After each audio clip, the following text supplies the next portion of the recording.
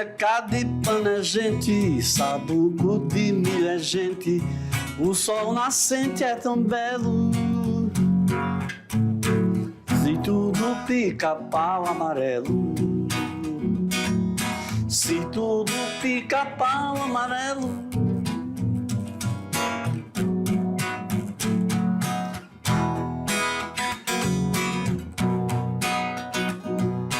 Arte é tão legal, você faz diferente do que parece igual. Arte é tão legal, você faz diferença, você é genial. Arte é tão legal, você faz diferença, você é genial. Arte é tão legal, hoje nossa aula tem Anitta e Segal. Anitta e Segal, Anitta Malfatti e Lázaro Segal.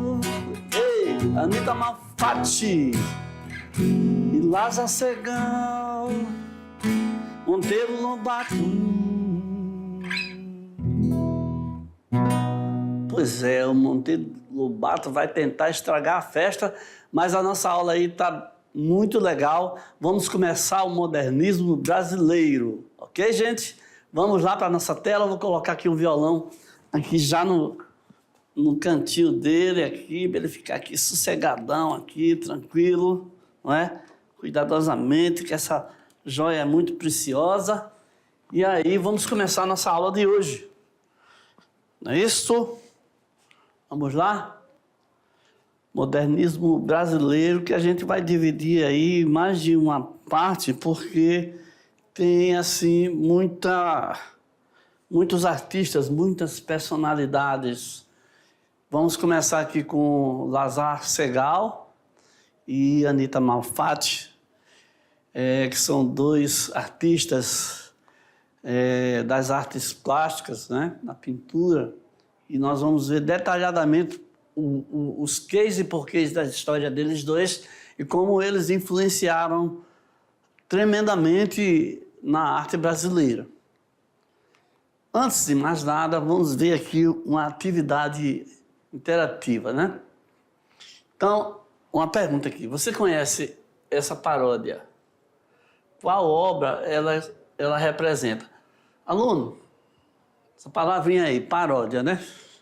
O que é uma paródia? A paródia é uma brincadeira,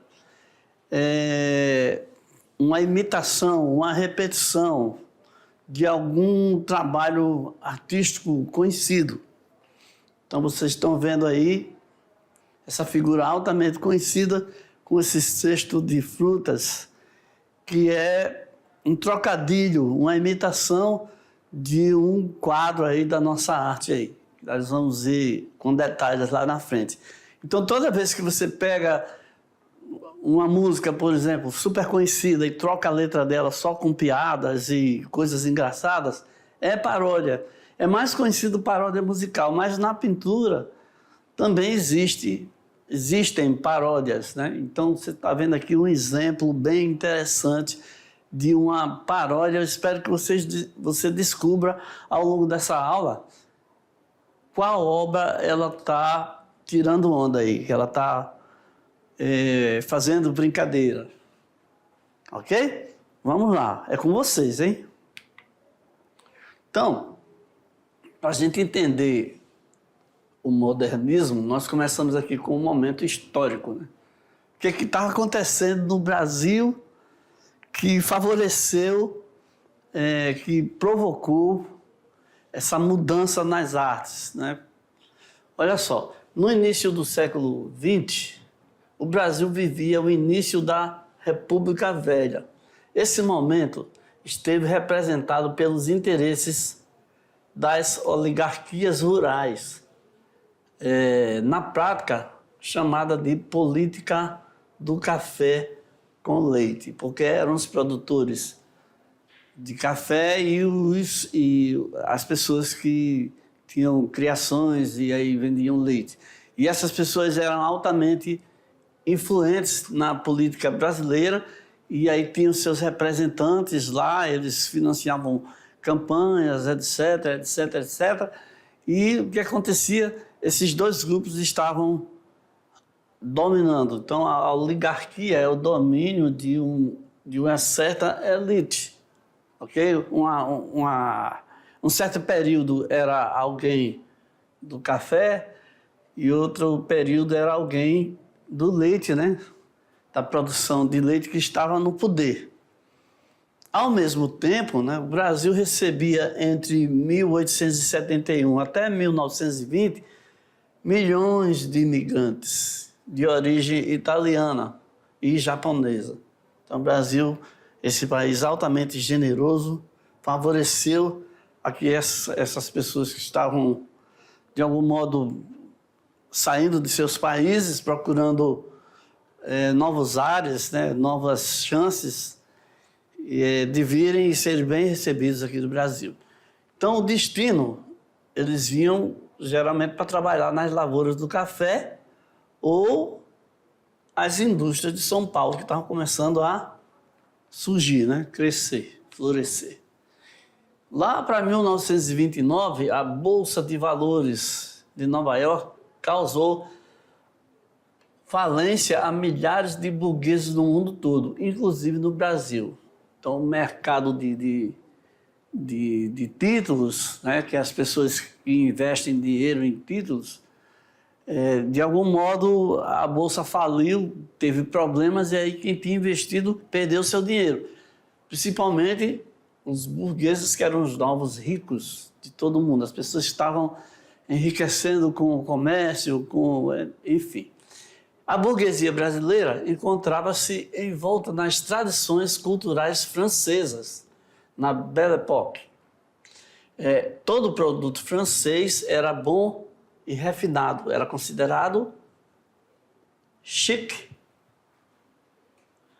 Ok? Então, se valorizava muito o que vinha de fora. Só o que prestava eram as coisas da França, né? As roupas francesas, perfumes franceses, tudo que era francês.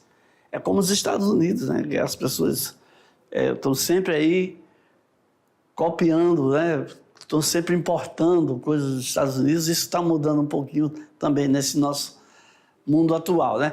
Mas vamos lá. Em meio às contradições sociais e políticas, um grupo de artistas em São Paulo promoveu um evento que foi um marco na literatura brasileira, bem como o começo da primeira fase do modernismo. É aí que entra o nosso modernismo, porque aconteceu a Semana da Arte Moderna, né?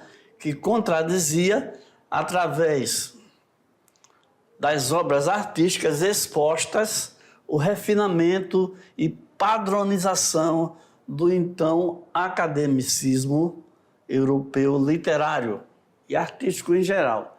Tá? O que aconteceu? As pessoas começaram a ficar cansadas daquele negócio de só presta o que é deles. Será que a gente não tem capacidade, não tem condição, não tem criatividade? Foi aí, então, que os artistas promoveram a Semana de 1922. Em 1922, foi mesmo no período da independência do Brasil, né? Que completava 100 anos. Então, o Brasil passava por diversas modificações sociais, políticas e econômicas. Começou a industrialização, teve também o fim da Primeira Guerra Mundial. Surge, então, a necessidade de recorrer a uma nova estética, uma nova aparência para a arte, né? Daí nasce a Semana de Arte Moderna. Então, são esses os motivos, né? Então, a Semana de Arte Moderna esteve composta por artistas, escritores, músicos e pintores que buscavam inovações, coisas novas, novidades, novas maneiras, novas aparências, novas estéticas. Então, o que eles queriam? Criar uma maneira de romper com os parâmetros que vigoravam nas artes em geral. A maioria dos artistas era descendente das oligarquias cafeeiras de São Paulo, que, junto aos fazendeiros de Minas, formavam uma política que ficou conhecida como café com leite, né? Então, os filhos dessas pessoas ricas aí começaram a estudar fora, começaram a ter influência, ter um contato mais direto com o que estava acontecendo no mundo, né, na Europa. E aí foram se influenciando mais com a sua ideia brasileira, né, com a sua raiz brasileira. Então, vamos ver aqui um primeiro artista que a gente destacou lá no início da aula. O Lázaro Segall, tá? Este rapaz aqui, gente finíssima, tá? Ele era de origem judaica, ele era judeu. Iniciou seus estudos em arte em 1905 na Academia de Desenho do mestre Antokolsky, em Vilna, na Lituânia. Ele é deste país aqui, né? Então, o seu primeiro contato com o Brasil é justamente nessa imigração, né? Neste seu primeiro contato com o Brasil acontece em 1913, quando ele, aqui em São Paulo, né, e em Campinas, em São Paulo também, expõe seus quadros, faz uma mostragem da sua arte. E depois ele retorna à sua cidade. Não, depois ele retorna para Dresden, onde ele estava estudando, no mesmo ano. Tá bom? Então temos aqui essa figura aqui que já trouxe inovações, já trouxe o que ele estava vivendo nas artes europeias, suas influências. Ele já colocou aqui no Brasil. E o interessante é que, ao mostrar a sua arte, ele foi calorosamente aplaudido, a crítica foi favorável, ele foi apresentado aos artistas brasileiros como grande artista, né? Que ele realmente é. Temos aqui, ó, esse menino com lagartixa, ele já expôs aí em 1913, né? Já tem o verde, né, brasileiro bastante, né? E o menino aqui um mulato, né? Moreno. Aí. E outra obra também é a figura do homem com violino. Isso aqui já é uma obra de 1909, mas que ele produziu e trouxe aqui já com suas cores, a expressividade, né? Então, veja só, o repertório de temas de Segall privilegia os assuntos extraídos da cultura judaica e seus personagens são expressões de um sentimento de compaixão pelo ser humano existencialmente marginalizado. O que quer dizer isso aqui? Quer dizer que ele preferia mostrar às pessoas que estavam sendo desvalorizadas ou não estavam sendo devidamente reconhecidas, né? Então, ele sempre preferia mostrar não pessoas da alta sociedade, e sim as pessoas do povo, né? Seus temas eram realmente mais puxados para esse lado aí. Então, aqui no Brasil, ele se interessa pela natureza tropical, pela arquitetura das favelas e pelos tipos humanos, principalmente os negros, exóticos ao olhar europeu. Então, ele pega essas temáticas aí e coloca no seu trabalho, né? Porque ele sempre teve essa percepção, né? Esse interesse em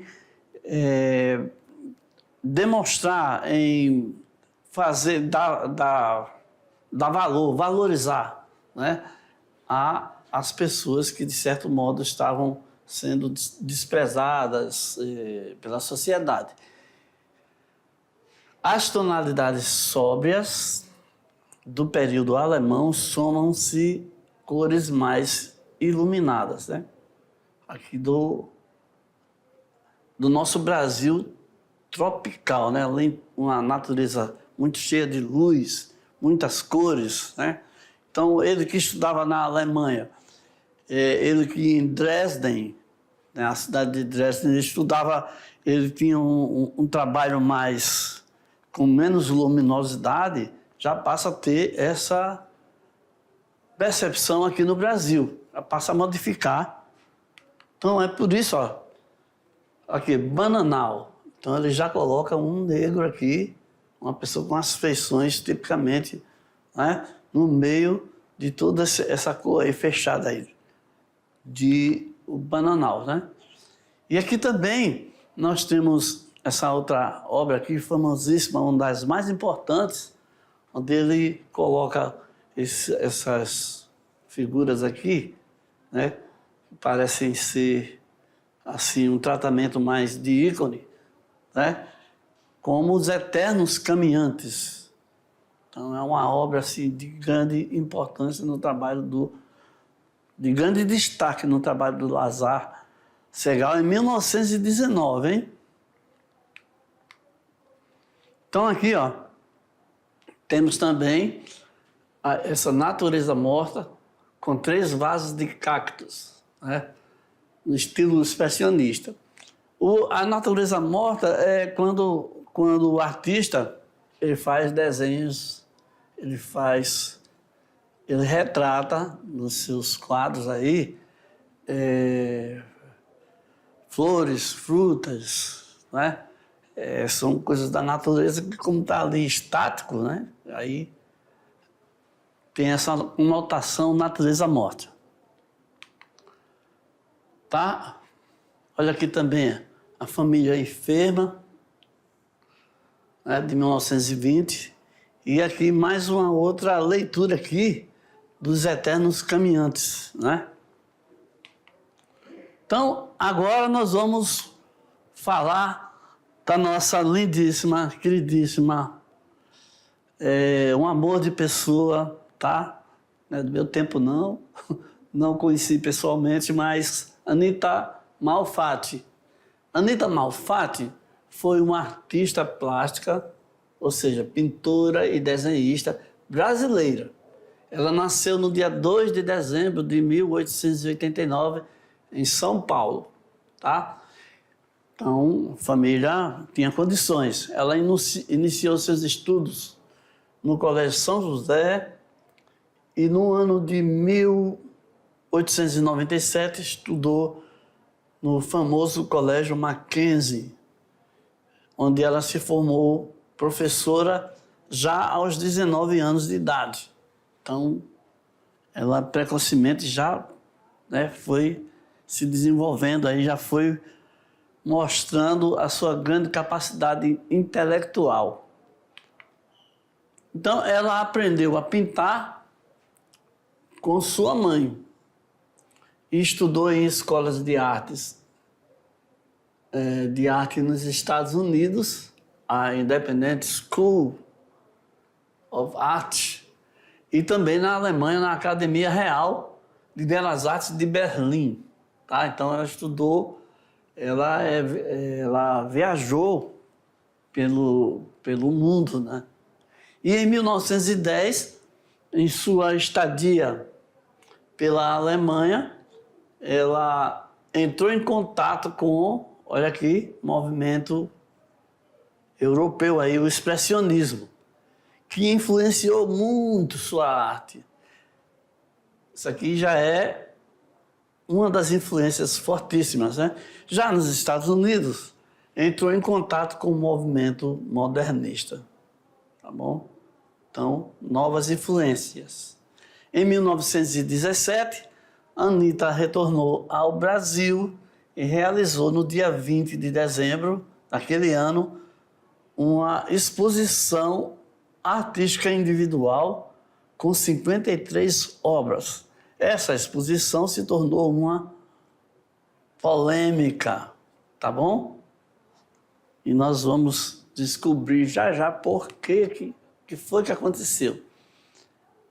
Essa exposição de 1917 teve uma grande repercussão, porque o escritor Monteiro Lobato, que na época era crítico de arte e escrevia para o jornal O Estado de São Paulo, criticou a arte de Anita com um artigo intitulado Paranoia ou Mistificação.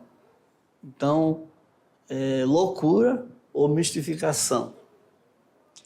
Então, ele pegou pesado. O Monteiro Lobato é aquele que eu cantei ali, a conhecidíssima versão que teve na televisão, né? Do Sítio do Pica-Pau Amarelo. Um escritor maravilhoso, várias obras, mas ele também era uma pessoa altamente conservadora, que não tolerava ousadias, novidades. Então, quando a Anitta vem com suas influências europeias, ele desceu a lenha com força e com vontade, né? E ele foi tão forte o que ele fez, o que ele escreveu, foi tão duro, né? Que alguns outros escritores, outras pessoas com a mentalidade mais aberta, como Oswald de Andrade, escreveram também em outros jornais, né? Defendendo a Anitta, né? Então, enquanto ele escreveu para o jornal São Paulo, lá no Jornal do Comércio, também de São Paulo, Oswald de Andrade foi lá e escreveu um artigo também defendendo a arte e o trabalho da Anitta, ok? Então, vamos ver aqui um pouquinho do trabalho da Anitta. Estamos vendo aqui a obra aqui, O Farol, né? Que ela fez em 1915. Então, ela ainda era estudante, né, de artes, né? Olha aqui, essa tela foi pintada na ilha de Monhegan, entre 1915 e 1917. O interessante é que a arte da Anitta era mais ou menos semelhante às pinturas do Lazare Segal. Enquanto o Lazare Segal não teve nenhuma crítica forte, a Anitta, o Monteiro Lobato se sentiu altamente ofendido por aquele trabalho e falou muita coisa negativa. Falou que ela mal sabia desenhar, ele foi muito duro com ela. Então, entre 1915 e 1917, na costa leste dos Estados Unidos, ao ar livre, a Anitta foi lá e talvez um trabalho pedido pelo professor, né, Homer Boss, que permitia que seus alunos expressassem-se com liberdade, espalhando-se pelo local. Ele devia falar assim: vão, espalhem-se, escolham um local aí, escolham um tema e pintem.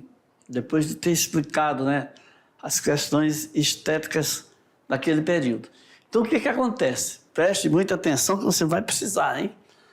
A Anitta retrata o farol da ilha e as casinhas próximas a ele. A pintora traz à tona as influências expressionistas aprendidas durante o tempo que passou estudando na Alemanha. Porque ela distribui sobre a tela uma infinidade de cores fortes e vibrantes que repassam um grande dinamismo, como era o estilo expressionista também usado por pintores como Vincent van Gogh. Tá? Então, cores fortes e vibrantes, grande dinamismo, essa é mais ou menos a pegada do estilo expressionista. Então, o céu de O Farol, do quadro lá da Anitta, traz uma infinidade de cores, destacando as pinceladas enérgicas e ligeiras da pintora, que passam a sensação de certa agitação, embora embaixo reine tranquilidade. As pinceladas de cor branca levam luminosidade ao céu da pintura. Então, essa obra aqui faz parte do acervo da coleção Gilberto Chateaubriand, do Rio de Janeiro, né, no Brasil. Então, outro quadro aqui que foi, assim, altamente questionado, né? O mais famoso de todos. Foi esse quadro aí que o Monteiro Lobato, ele não aguentou e, meu Deus, falou poucas e boas, né? ele foi realmente duríssimo. Então, é a sua obra mais conhecida. Foi o cerne da controvérsia na exposição de 1917. Ele foi o motivo da não aceitação do então crítico Monteiro Lobato. Então, esse homem que ela pintou aqui era um homem pobre, excluído e desconhecido. Um imigrante italiano que lhe pediu para posar para ela, com uma certa expressão desesperada. Então, ela devia estar pintando, fazendo algum trabalho, e ele chega e diz: moça, será que você poderia fazer o meu retrato? Será que eu poderia pousar para você? Aí ela foi captando, né, a expressão, e aí fez esse retrato aí e colocou o nome de O Homem Amarelo, né? Ela achou que ele estava muito triste, muito desesperado, tá bom? Então, eu deixo para vocês também, de algum modo, escreva aí, em alguma parte do seu caderno aí, o que você está achando dessa figura aí. Será que você concordaria com o Monteiro Lobato? Porque ele chegou a falar que ela parecia não saber nem desenhar, parecia que ela não sabia pintar, não sabia o que estava fazendo. Ela parecia uma pintora amadora, entendeu? Uma pessoa que não sabia o trabalho. E era o contrário, né? Ela tinha estudado fora do Brasil, uma pessoa altamente talentosa, já com anos de dedicação à pintura. Então, propositalmente, ela desenhou ele dessa maneira, exagerando nos traços, o olhar, nas cores. É o estilo, né? Mas vamos ver. Opa, olha aqui, esse quadro aqui, lembra alguma coisa a vocês? Lá do início da aula, é um quadro chamado Samba, né? Uma pessoa, né, com esses traços aí angulosos, né, e o cesto de frutas. O que dá para você lembrar? Será que lembra um pouquinho da nossa paródia? É isso? A pessoa chegou e fez uma coisa bem parecida, trocando os personagens aí. Bom, vou parar de falar que eu já falei demais. Então, Anita Malfatti foi quem apresentou a arte moderna para o Brasil. Depois que terminou os estudos aqui no Brasil, ela foi aprender pintura em Berlim, na Alemanha. Na Europa, porque a Alemanha faz parte da Europa, então visitou museus, estudou desenho, olha aí, ela estudou mais ainda. História da arte, conheceu obras de Van Gogh, Vincent Van Gogh, se encantou com as cores do movimento que estava em voga naquele período lá, o expressionismo. Ela também viajou para os Estados Unidos, onde pintou vários quadros. Em 1917, Anita reuniu seus trabalhos na exposição de pintura moderna em São Paulo. As pessoas não entenderam a sua arte, que foi criticada pelo escritor Monteiro Lobato. Então, não era estilo francês, então ninguém não entendeu expressão aqui, tá? Teve muita gente que não entendeu. Todas as pessoas, né? Todos os segmentos da sociedade. Depois disso, Anita mais pintou com tanta vontade. Depois disso, Anita nunca mais pintou com tanta vontade e liberdade. 5 anos depois, ela participou da Semana de Arte Moderna. Tá? Como queria ser aceita como artista em seu país, a pintora deixa de lado a inspiração expressionista e passa a dar toques mais realistas as suas criações. Então, a sua obra Tropical foi a primeira pintura moderna de um tema brasileiro. Nela, a artista representa uma mulher de cor de pele miscigenada. Eu peço até desculpa por ter usado aquela expressão ainda há pouco, né? Não vou nem repetir. Mas é apenas modo de falar. Não? É muito comum a gente falar. A figura aparece carregando um cesto de frutas tropicais, mostrando, de certa maneira, a cara do Brasil daquela época. Somos todos, né? Somos todos, tá aqui. Somos todos miscigenados, né? Orgulhosamente, somos brasileiros, somos essa mistura. Então, em 1945 tem essa outra obra aqui, ó. Tá? Então chegamos aqui à nossa atividade interativa, né? Nessa nossa atividade interativa, nós vamos ver um pouquinho mais sobre essa questão da paródia, né? Nós vamos praticar um pouco disso aí. Vamos então entender lá sobre a nossa enquete, vamos discutir o assunto. Vamos lá? Aqui, ó. Nós perguntamos, né?